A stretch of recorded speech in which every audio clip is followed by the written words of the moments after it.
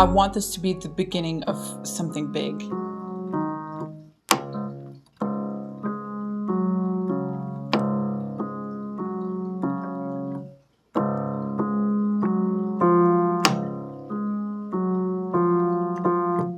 I always say to people that I'll never be able to write another song like this one. Everybody's like, well, you could use this chord progression, blah, blah, blah. I'm like, that's not the point that I'm making. The point is that it was my first heartbreak.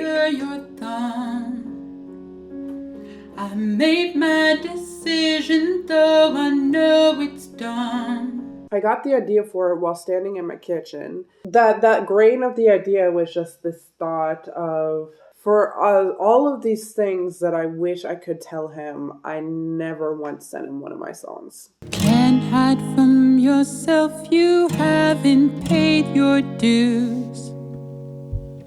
You think you use logic to explain the truth, but I see through. He has told me straight up that he doesn't really understand the emotional aspect of things. And he likes to say that he's very realistic when it comes to these sort of things. This is me saying you think you use logic to explain the truth, but you don't. It's all emotional. Everything that you're saying, everything that's coming out of your mouth, it might be quote unquote intellectual words, but it's all emotional. You know, I saw your flaws. I know that you think logic solves all problems. And I loved you anyway. That's something I need to look at in myself. Which is why... Hi, Luna. Broke apart and saw that you were playing games. I can't lie, you know that I have done the same. No, I think the 8 months is stronger. Now I can admit we must be playing wrong. 'Cause I couldn't bear to send you any song I wrote to you. Yeah, this is me saying I loved you and that was fucked up.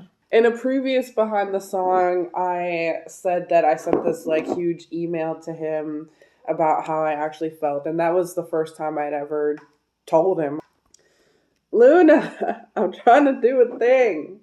I'm trying to be dramatic. Like, I keep imagining like putting these songs out on Spotify and then sending him the link, but it's like I couldn't even do that because I still can't bear to send him the truth. I can't bear to tell him the truth.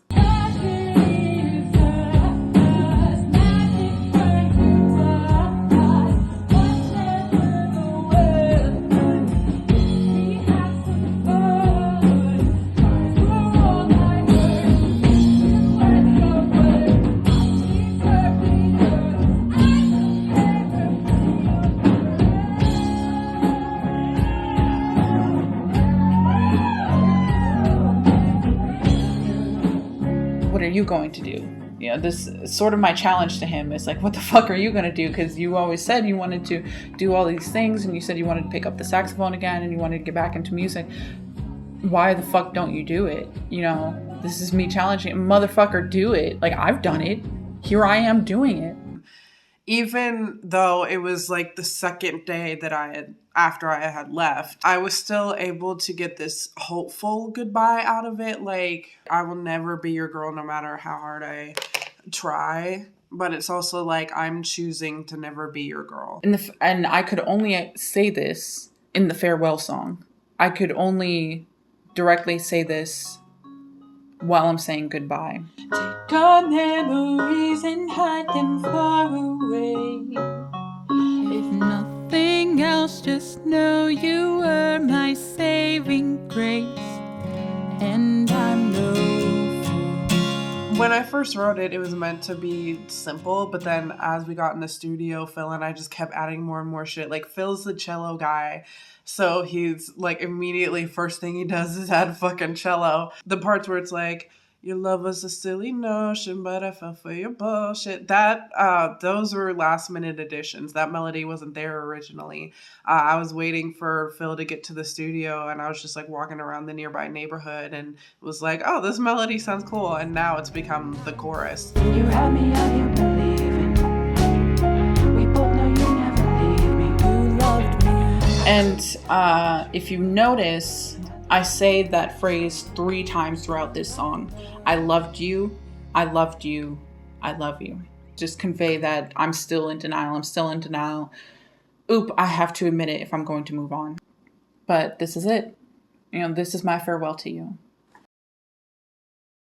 This was always meant to just be a starter thing, an introduction for me into the world of music, specifically the Seattle music scene where I am right now. This is what I can do with very, very limited resources and financially paid for on my own.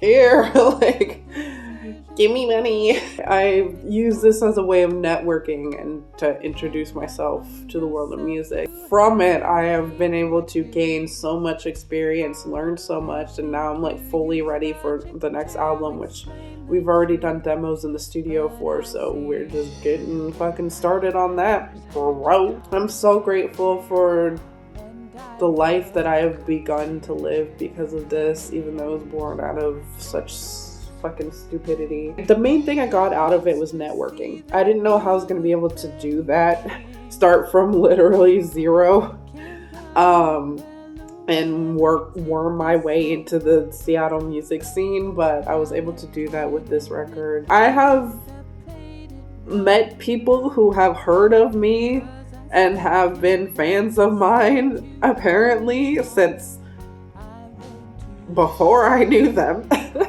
Word's getting around, apparently. I couldn't tell you the truth. I was afraid that I'd lose you, and I just couldn't lose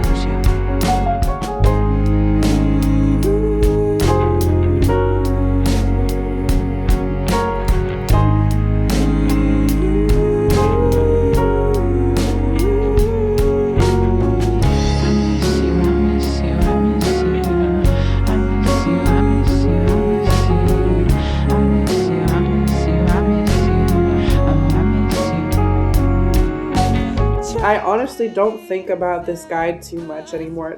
Probably like once a week minimum, which is better than once every fucking minute like it was at the time I was writing this, because like the whole experience was a major influence on how my life is going now, so I'm probably never gonna stop thinking about him altogether, but now it's mostly in terms of thinking about his influence on my life, which is more than I could have asked for, and I appreciate that, and also fuck him. I'm not running on spite anymore, so I'm not so petty every day to be like, I won. I'm doing what I always wanted to do, and because I know he never will, in terms of my pettiness, I've won. The few times I think about it, it's great. If you want to listen to the 2 deluxe songs and read the like 100-page novella of my diary entries I put together, go to my website, nedyjohnson.com. Stay tuned for the next one, motherfucker. And I know